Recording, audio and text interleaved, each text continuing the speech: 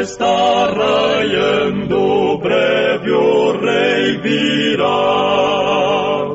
E seu povo então para o lar eterno Ele levará.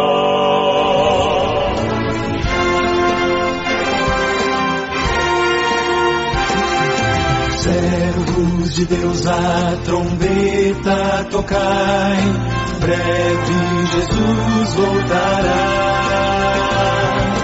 A todo mundo a mensagem levai, breve Jesus voltará.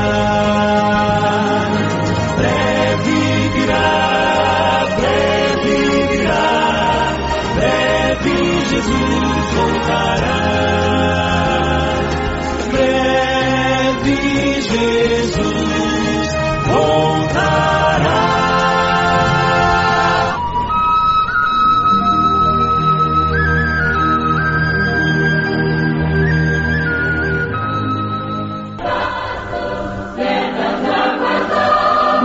Ouve a voz do bom pastor.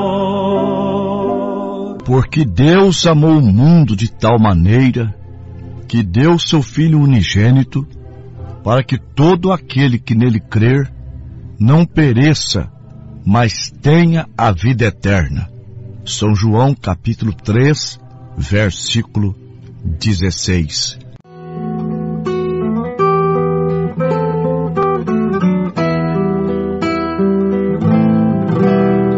Ele não tinha motivos nem razões para me aceitar.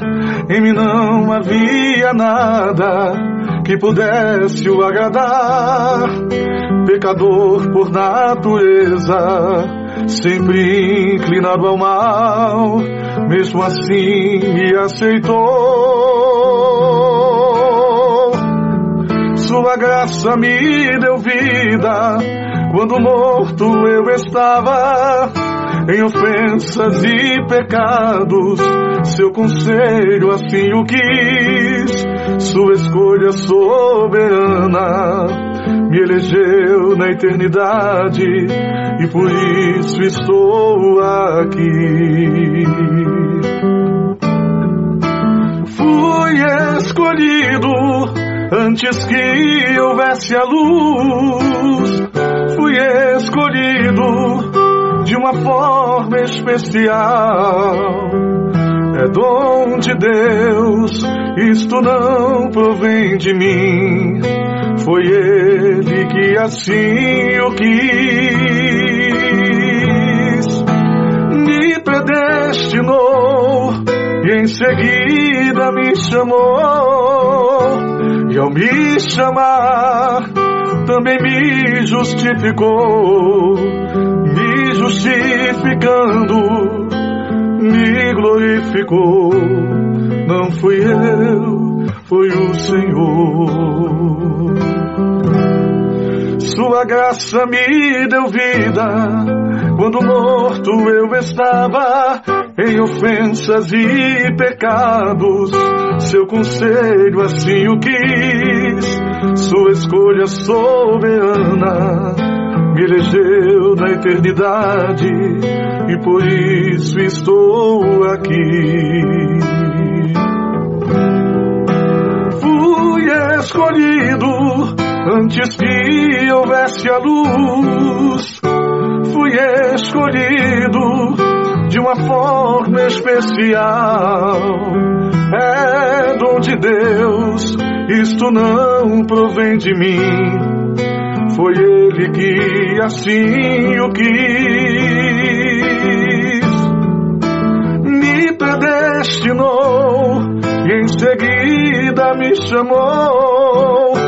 E ao me chamar também me justificou, me justificando, me glorificou. Não fui eu, foi o Senhor.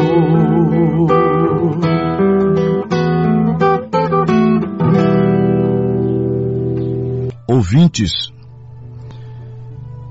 no segundo livro do profeta Samuel, capítulo 11 e 12,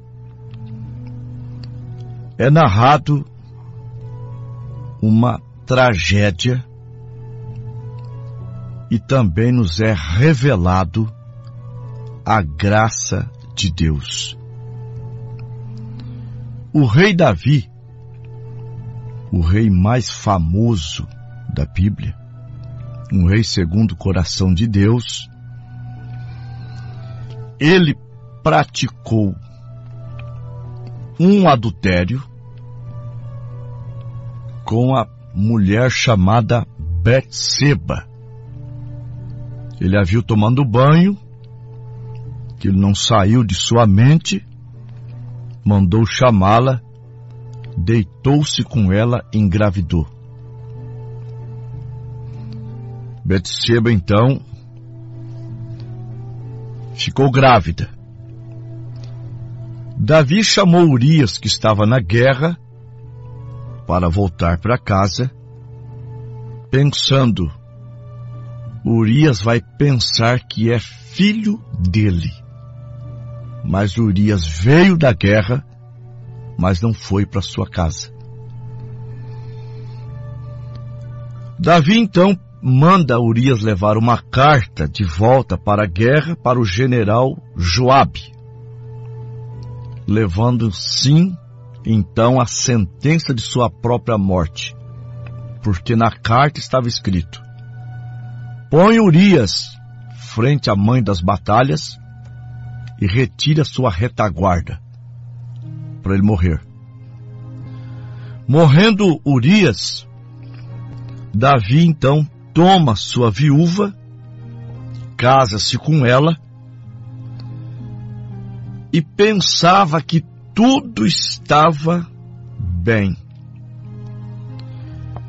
Mas o que é que Deus não vê? Fala para mim o que Deus não vê. Deus vê tudo. Aos Hebreus, capítulo 4, versículo 13. E não há criatura alguma encoberta diante dele, antes todas as coisas estão nuas e patentes aos olhos daquele com quem temos de tratar. O próprio Davi teve a experiência. Nós vamos ver daqui a pouco. Por isso ele escreveu o Salmo 139, no verso 7 e 8, está escrito: para onde fugirei do teu espírito? Para onde irei da tua face? Se eu subir ao céu, o Senhor aí está. Se eu fizer da minha cama a sepultura, ali o Senhor também está. O profeta Natã vai até a casa de Davi. Deus havia revelado isto para aquele profeta. E ele contou uma história, vamos resumir, de um homem rico que tinha muitas ovelhas e vacas, e de um homem pobre que tinha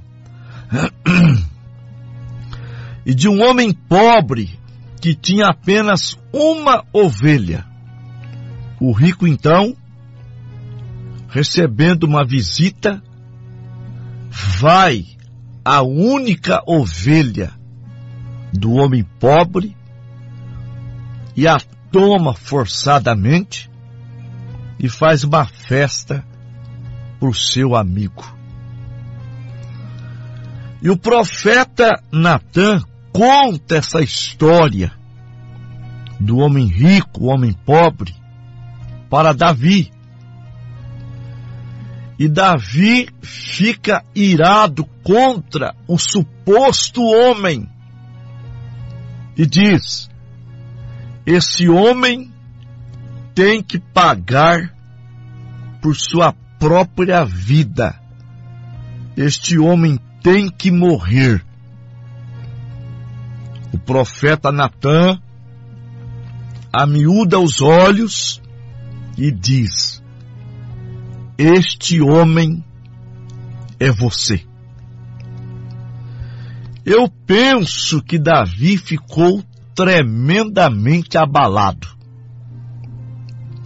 Suas pernas tremeram, seu semblante caiu e disse: pequei contra Deus. Mas o profeta Natã prega-lhe um sermão duro e diz: o teu pecado foi traspassado,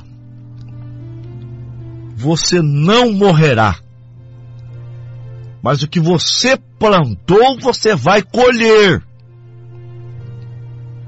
Você vai colher até o seu coração ficar totalmente purgado.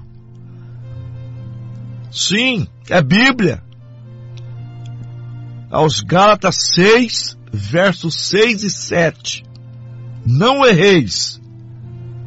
Deus não se deixa escarnecer. Tudo que o homem plantar, ele vai colher. O que semeia na carne, da carne ceifará a corrupção. O que semeia no espírito, do espírito ceifará a vida eterna.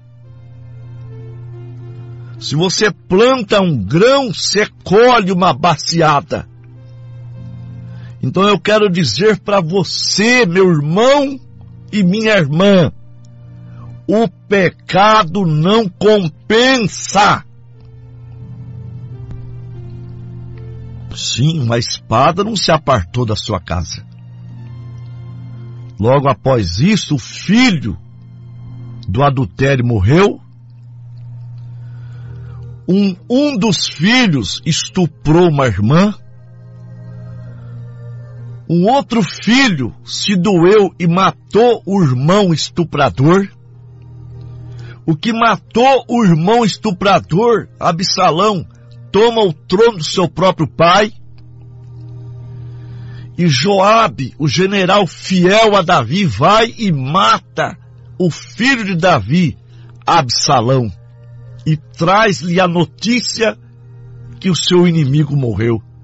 Mas não era um inimigo comum, era o filho dele.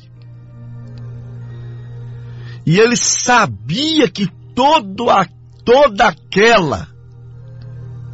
aquela avalanche de flagelos, aquilo tudo estava acontecendo por causa do seu pecado. Ele estava colhendo, ele estava purgando, ele estava pagando pelos seus erros, muito embora ele era um filho de Deus.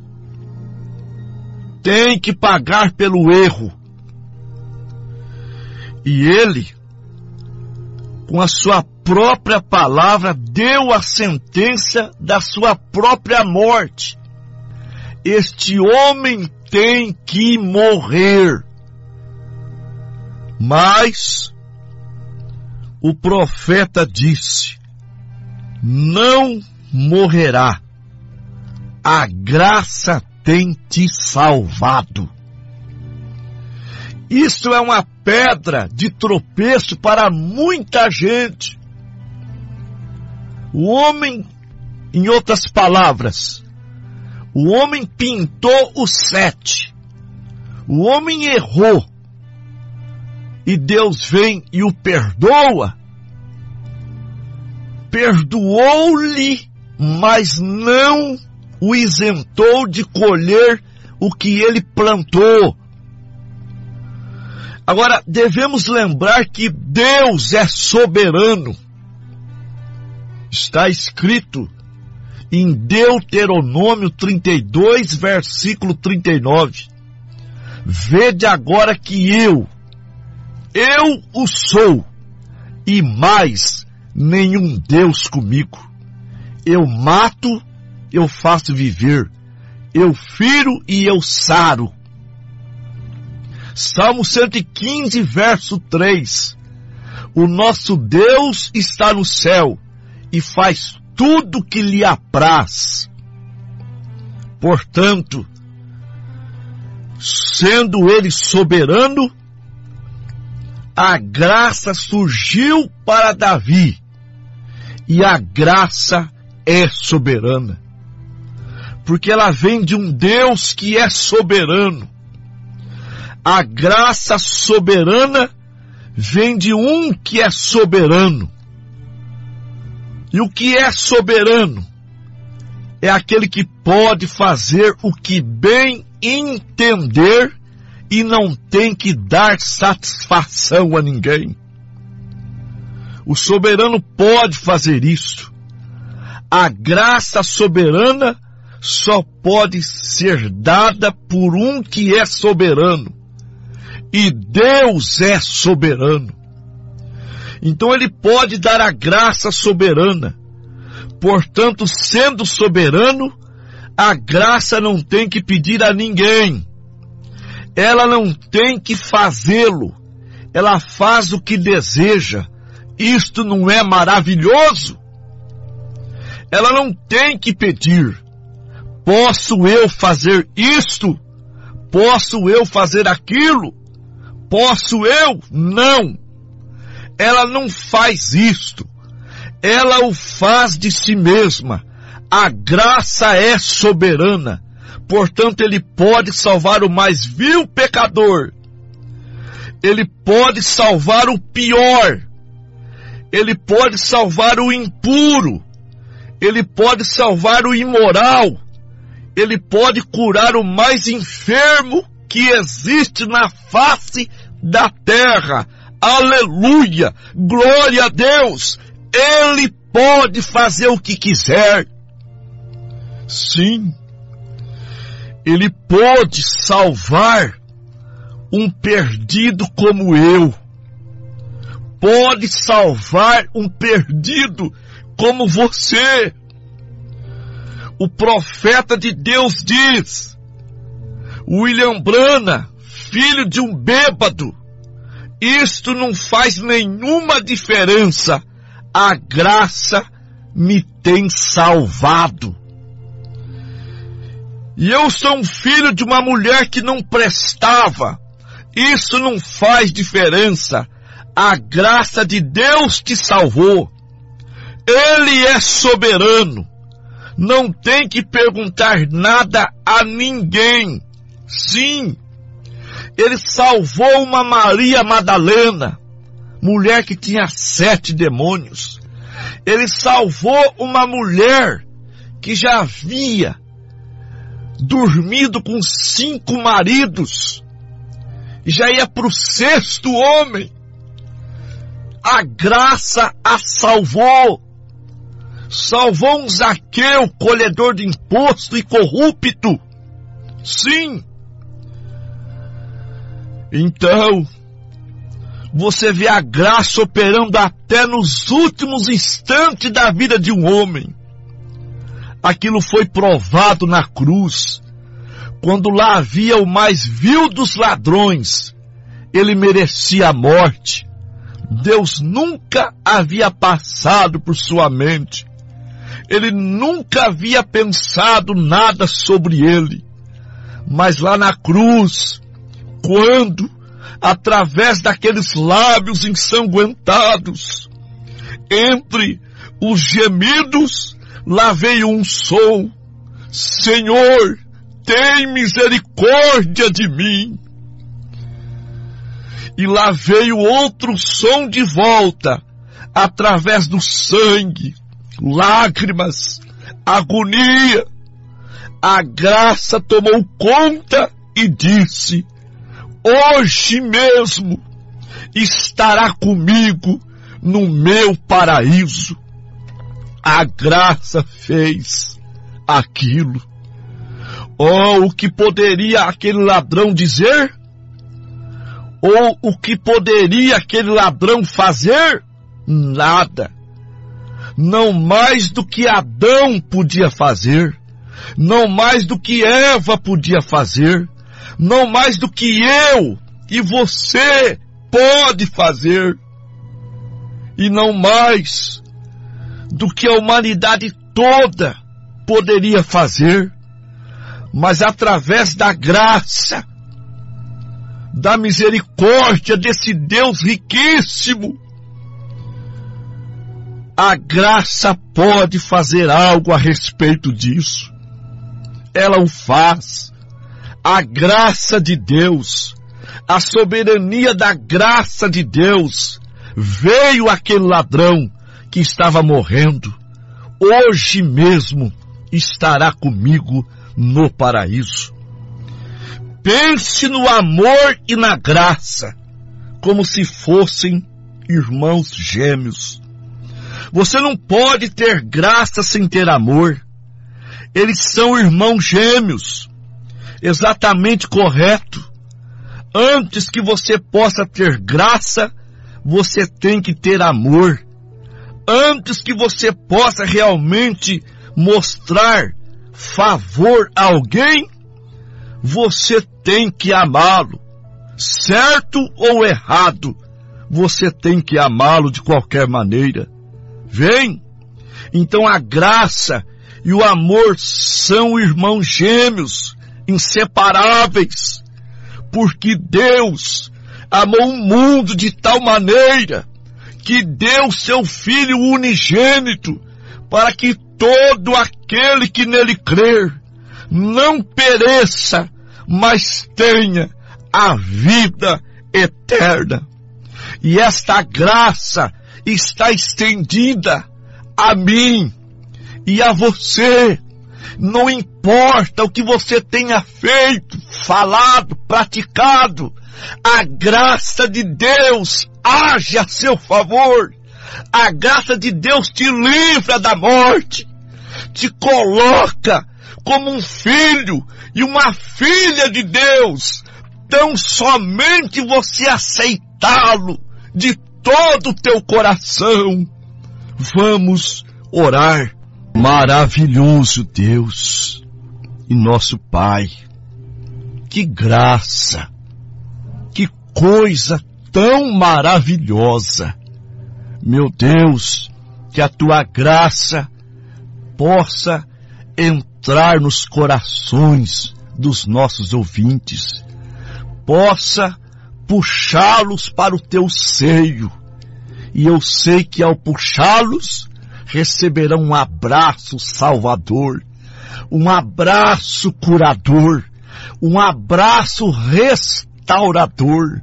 Deus, estende a tua mão a favor dos meus ouvintes, que sejam curados, libertados, agraciados com a vida eterna, em nome do Senhor Jesus Cristo, Pai. É a minha oração. Amém.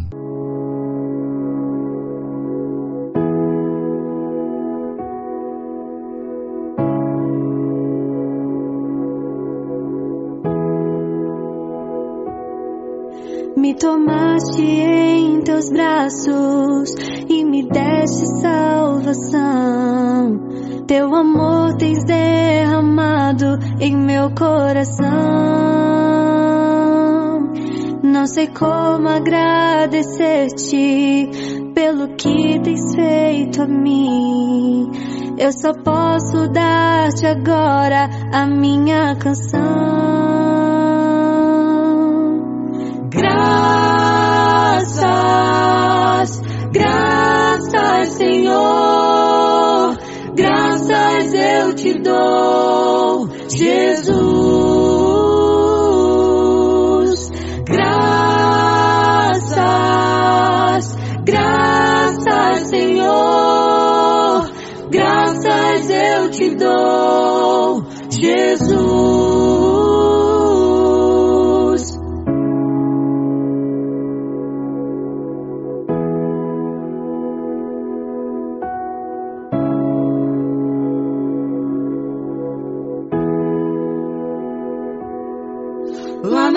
cruz me deste vida, entregaste tudo ali, vida eterna concedeste ao morrer.